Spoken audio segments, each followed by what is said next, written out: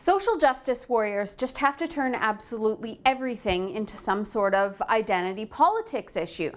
That's why it's really no surprise that the ones over at City Hall in Saskatoon have launched what they're calling an anti-racism campaign called I Am the Bridge that's causing outrage amongst residents.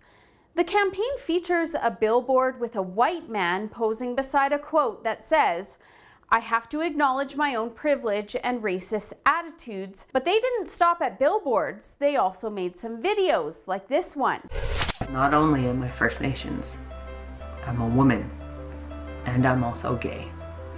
So I realized that in this country, I am not a high priority.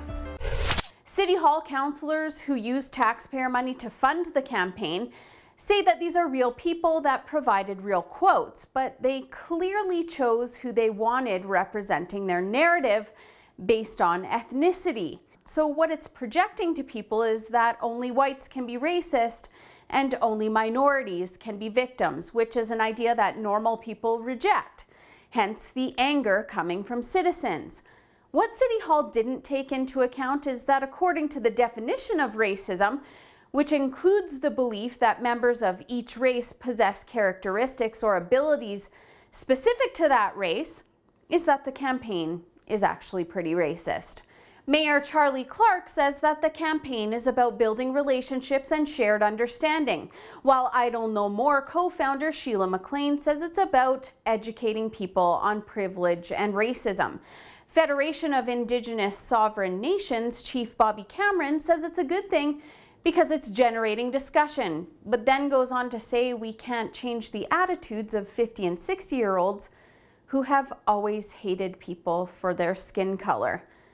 I say it's pretty effective at dividing people. It looks like we have all the bases covered by social justice standards to reach maximum segregation in order to attempt to divide and conquer. What these social justice warriors say they're doing is bringing people together by confronting racism. But dividing people into special interest groups and pitting them against one another actually makes problems worse, not better. What's more is that the ideas of white guilt, privilege, and victimhood are used as forms of shut-uppery designed by the left to silence anyone that disagrees with them no matter what. And according to them, anyone that disagrees with this campaign is a bigot. So they're actually pushing the citizens of Saskatoon away when they're trying to get them to listen and open up dialogue. Regular, sane people aren't buying what they're selling. Nobody likes to be called a victim or a racist or anything else that they're not, no matter what their identity is. That's the main problem with social justice warriors. They don't value people for their ideas or whether they're just good, decent people. They value them based on identity and whether that identity can help them capitalize on whatever usually self-serving goal it is that they're trying to achieve. In fact, they dismiss the idea that humans shouldn't be viewed as special interest groups based on identity and make it a point to pander to only specific groups like the LGBTQ community, minorities, and women. But isn't that in direct conflict to what they say they're trying to achieve? I thought they said diversity was our strength. Or is it only a strength when just the people we can use to further our own agendas are included? For the Rebel.media, I'm Holly Nicholas.